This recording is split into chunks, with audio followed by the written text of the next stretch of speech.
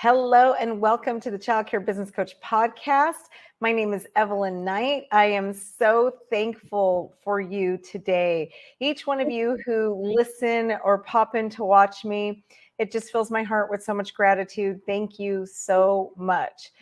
So if you're watching, you can see I'm not alone today.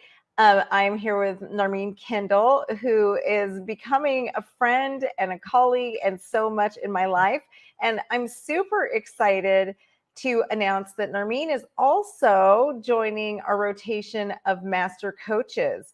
So those of you who are our clients, Narmine is going to start being in the rotation. You're going to get to start working with her. And the really exciting thing about this for me is that Narmine is actually a Maxwell Leadership Certified Associate. She is part of the Maxwell Leadership Certified team, and that is so special. If you're not familiar with John Maxwell, go get his books. They are just amazing. We were talking about this yesterday, and he is the #1 best-selling leadership author in the world, first of all. And there's a reason for that, because his content is amazing. It is amazing. And I don't care how many times I read his books, I will read the same book over and over. And every time I get something new out of it. He's just a next level leader. And he's so real. Like, it's just amazing human being. Not only is he so just gifted in being an amazing leader, but he's just such a wonderful human. So we were talking about this yesterday a lot, Narmine, and one of the things that came up is, how does this play into early childhood education? And over the last couple of weeks, as we've been talking with Narmine about coming in as one of our master coaches, all the things that she was saying, and Narmine has a lot more under her belt than just the Maxwell Certified team member. There is a lot more that she can offer, so much more. But this is what really struck me. And one of the things I think we forget in early childhood education, whether you're a parent, a teacher, or in leadership, is that these leadership skills that we're going to be talking about today, they're actually formed in the first 5 years of life. Mm-hmm. And so we can intentionally help these children form these skills, literally, so it becomes a part of who they are. Later on, it won't be like us, right? I know for me personally, just kind of training yourself and to build these good habits, right? We can literally make it a part of who they are. So they have more opportunities to be successful for the rest of their life. Mm-hmm. And also for you to model these things, most importantly, modeling these wonderful skills. So Narmine, I will let you introduce yourself a little bit more and some of the other amazing things you've done in your life. And then we'll dive in and talk about John Maxwell and his foundational work that he's done on leadership. All right. Well, thank you so much, Evelyn. I am so appreciative to be with you and your group. I was a teacher for 26 years. I taught elementary all the way to college. And I decided to, after reading one of John's books, I decided that it was time for me to actually go out into the world. My students used to say, "We know what you're going to be, Mrs. Kendall. You're going to be a motivational speaker. You can motivate anyone." And so I wanted to be that voice of change in the world. And actually, one day I was reading the book called Change Your World by John Maxwell. And I stopped and I looked at my husband and I said, "This is what I want to do for the rest of my life." And he said, "Oh, honey, you already do that." I said, No. I want to do this formally. I want to go get my certification with the John Maxwell team. And through the process of doing that, I had been coached and mentored by John Maxwell for 7 years up to then, but I hadn't actually been a part of the group formally. And so that's what I did. I jumped out of education and went into this arena of just transformation. It truly transforms a person's life. And it's all about growth, growing yourself first, so that you can also grow others around you, because we're all leaders, whether we lead, little ones or big ones, or just ourselves or our families, we are leaders. Yeah. And I mean, and you make some good points. I'm going to change our view a little bit because I'm going to add some things here. But yeah, you make a very, very good point that we are all leaders and we all need these things. And even the children, right, in the classroom, whether you're in a 4-year-old classroom or you're in a 14-year-old classroom, you're going to see those dynamics just automatically form. That one child who stands up and takes charge and who really has the confidence and the skills and also the problem solving to know when it's time to do those things, right? And it just seems so natural, but in reality, that's what we're really helping to teach in the preschool world. We're helping them so that by the time they are 12 or 14, they have that courage to be able to stand up. So I'm going to actually add just the flyer that you sent me for everyone to see. And for those of you listening to the podcast, it's really just my favorite book by John Maxwell that I've read now about 4 times, the 15 Invaluable Laws of Growth. It really it shows you the basic, right? Just if you want to grow as an individual, and I don't care if you're a teacher, if you're an administrator, an owner, a director, whatever it is, we all want to grow. And it's funny, we've talked about this a little bit yesterday too, where he talks about the law of intentionality, awareness, and consistency, right? And we talked yesterday about how I read these books over and over, and I think to myself, it's so basic. Why do I need this?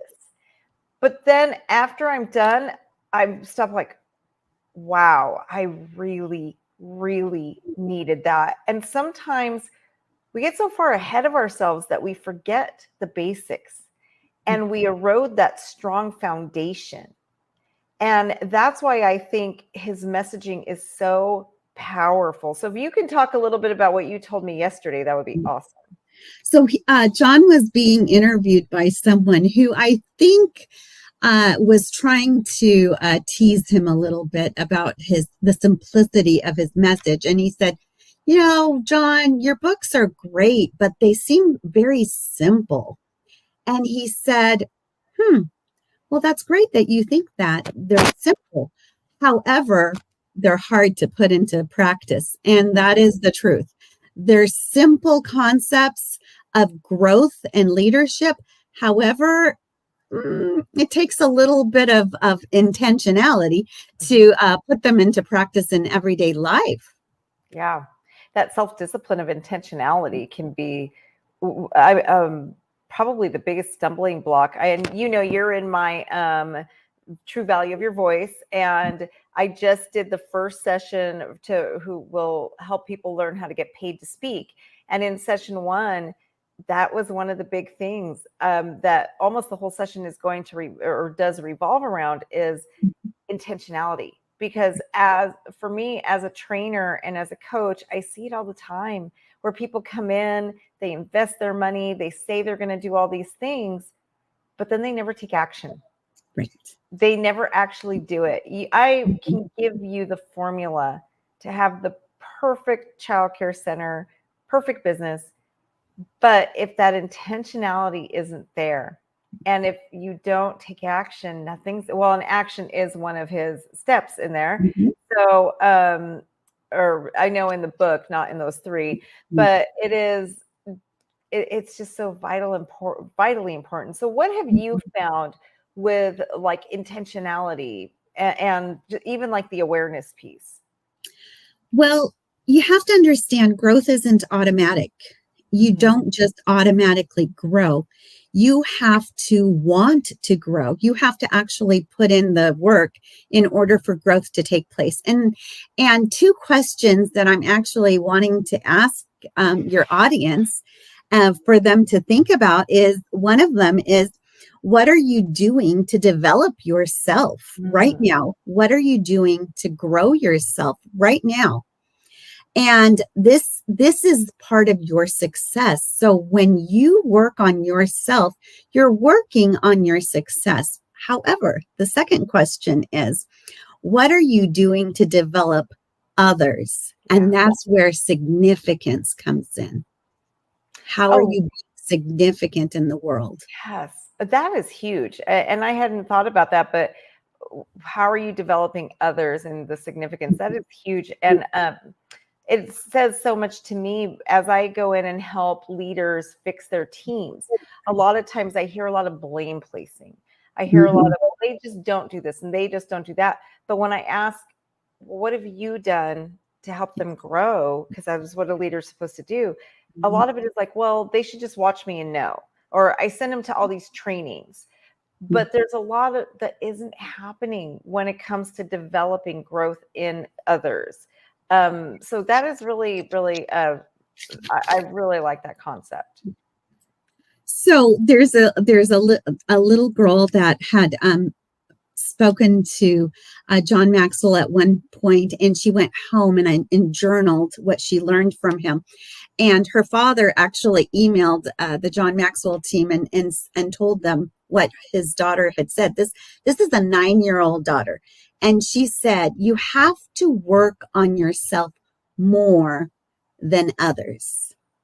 And then she said, work on yourself before you work on others. So the first thing is you work on yourself more than others, and then work on yourself before you work on others. So I thought that was so profound for a 9-year-old to get that. Yeah, I think we learn the best lessons from children. They are just, they haven't skewed their reality with what society and what the adults in their life really just pour into them. So they, I don't know, sometimes they seem a little bit more in touch with reality.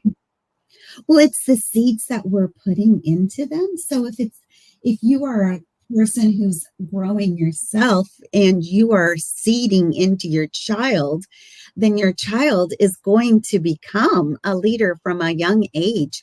I know that my boys, I have 2 adult boys, and from a young age, we would say, okay, we want you to read. And before anything else, reading was the number one goal. Now, some people have said, well, you should give them leadership books. And at the time, I wasn't in that arena yet, but we would just give them books to just help them hone in on their language skills and hone in on their imagination, because it's in the imagination that a lot of creativity takes place. And so my kids are so creative now. But anyway, so what I was getting at is that from a young age, they were reading those books. And if we're continuing to hone in on ourselves as leaders, and we're allowing our kids to read books about leadership, then they're going to become, great speakers, great leaders in classrooms, great at sports. They're going to take that leadership role automatically because you've already seeded that inside them. Yep. And you've given them the belief. Absolutely. My mom was amazing at that, I have to say. My mom immigrated to the United States from Honduras, and she was so grateful to be here and the opportunities that really America gives us. That as a child, for me growing up, she told us over and over again, you can do anything with your life because you're American. And she just was so thankful for us, her children, to be born American. And she all the time would tell us, there is no limits. You can do anything. You can achieve anything. You can, because you're American. And she would always talk about, in my country, this is how you're oppressed. And especially for her daughters, she was very like, American women, you can make the world your oyster, basically. And it definitely shows in my life that she really brought us up in that unwavering belief and in self, and it made this awareness in me that was so different than what most people that I notice around me have, and that there is no limit. The only limits are the ones I put on myself. Right. That is so awesome. I didn't know that about you. So that's amazing. I too am an immigrant. I came when I was 2 years old in Oh, 1971 from Egypt. I was born in Egypt, and my parents immigrated here, and they had a similar uh, beliefs that you can do it all, you can be whatever you want to be. So I totally understand that yeah. personal conviction of mine too. Well, and what's interesting for both you and I is um, because our parents both gave us that message, we are willing to take risks. And like what you did with your career, shifting your career, following what that feeling you got that this is what I'm supposed to be doing. Same with me. And it's scary for those of you out there who listen to us right now and like, wow, it is terrifying. There are times where it's like, what am I doing? What Yeah. am I doing? But it's that foundation that our parents gave us, telling us it can be done, that's empowered us to be people as adults who can take risks. Mhm. And that's so important for my audience to hear, because we're literally forming that in the children we work with right now. We're literally helping them, and they can grow up to be people who are limitless if Mhm. we help them to understand that. And that is awareness, right? Just being aware and intentional with the message that we're sending to these children. Right. Love it. Yeah. Okay. So in order for us to, I'm going to kind of challenge your audience here. So I'm going to ask you, what are you doing right now Mm, for personal growth? What are you doing right now to help yourself grow? yeah. That is So huge. Yes. that's the question of the day. Yeah. That is so big. It's part of the reason I formed Childcare Business Professionals, my Mhm. company. And what sets me apart from the other, there's so many coaches right now, and it is kind of, the industry is kind of flooded, but that is what we focus on. Not only do we go in and focus on helping with the business side of things, quality standards, but we really focus on helping you. And I know from my personal experience, I was a business owner for about 12 years, really struggling and failing. Honestly, I was a failing business owner. I've filed bankruptcy in the past. I almost lost my childcare center, but it was when I started working on me, not the business, me, that everything changed. And it kind of came from working on the business, but then I realized, oh, I need to change something inside of me. And as that changed, it trickled down to everything, every part of my life. Like I lost 160 pounds. Mhm. I just, every part of my life working on me, my success rate, how I now own 4 companies, all of the things. Right. And so, yeah, personal development is so important to me. I think a lot of people would be shocked to know I invest probably about a third of my income every year on my personal growth and development, because I understand that that investment, isn't it John Maxwell who said, I think a quote from the 15 Invaluable Laws of Growth is, stock market might crash, diamond mines run out, but your brain is your greatest asset that will never let you down. And that quote really stuck with me. When I read that, I just like, wow, that's so Mhm. true. It's Mhm. like I can and so I stopped investing in all those things the world tells us to, right? Tells us Mhm. we need to have a 401k. And I'm not saying, I'm not a financial advisor, so I'm not saying that, but from my personal experience, I literally stopped investing in all of that. And I took that Mhm. money and started investing in me. Yes. And it's amazing how it completely changed my life, how successful I am, and the joy and what I can pour Mhm. into others too. Because you like me, we're God girls, and we have to go where God leads us. And I was able to just show up for people, kind of like what you were saying earlier, being able to show up for people, to grow them, to pour into them. And there's a joy that comes with that, and just this life satisfaction that is, I just can't even explain. It's just a next level type of joy that you Mhm. receive. And all that started when I started pouring into me and my personal development. Because it's all about figuring out what your significance is. And so Yeah. once you pour into yourself, you're able to pour into others and find your significance in that. That is so good. That's amazing.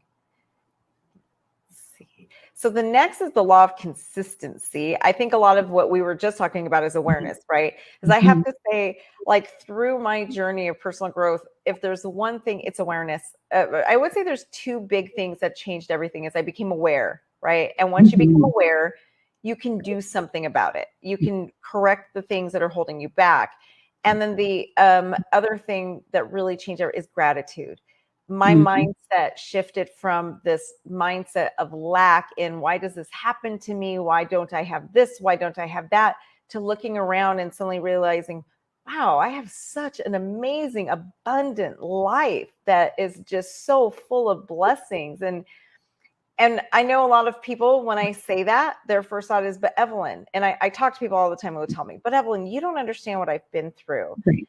And I usually come back like, you don't understand what I've been through. You have no idea what I've faced or what I live with. And, but there's still abundance in everything. Absolutely. So I'm actually doing a Thanksgiving, a November gratitude challenge for all the people that I come in contact with, whether they're my church people or from my community. So we're all doing this challenge, November challenge together, and finding just a grateful heart, because a grateful heart is one of abundance. You know, you attract what you're grateful, more of what you're grateful for. 100%. Gratitude is really what pulled me out when I was really depressed after my husband died.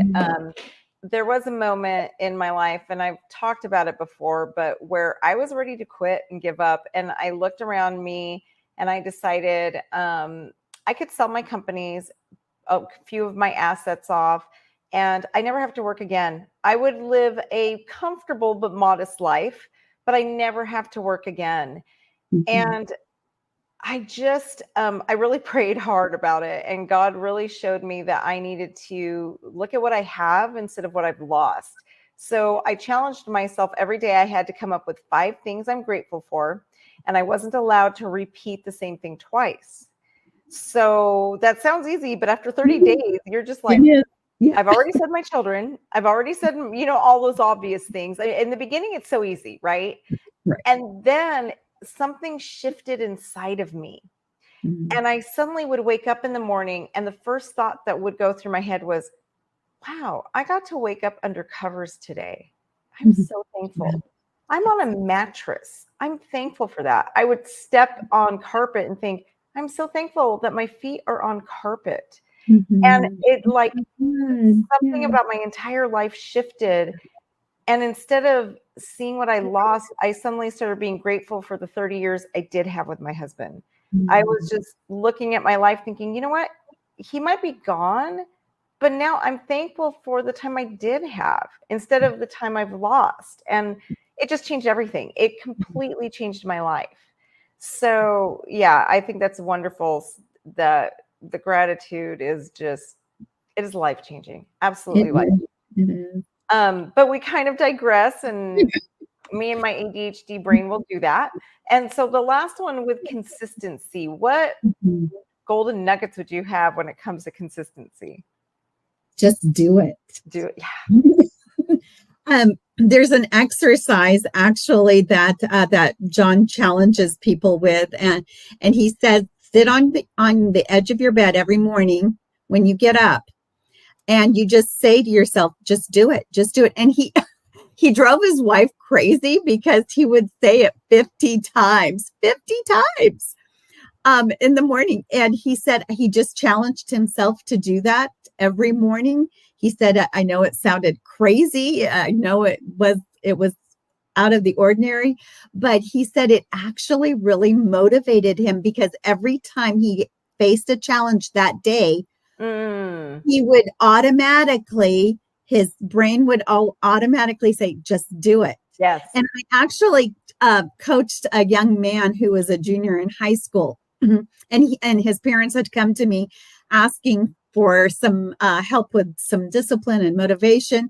And we did that exercise. And at the end of our time together, he said the one thing that really has stuck with him was doing that exercise, the Just Do It exercise. And so I was like, oh my goodness. So as simple as it was just kind of a shift. It made a new groove in his brain to where instead of going and procrastinating, he then would fall on to just do it. So, yes, and I do remember that was actually one of my favorite chapters in the book, 15 Laws of Invaluable Growth, that with the Just Do It. And by the way, for those of you out there, he did come up with that before Nike.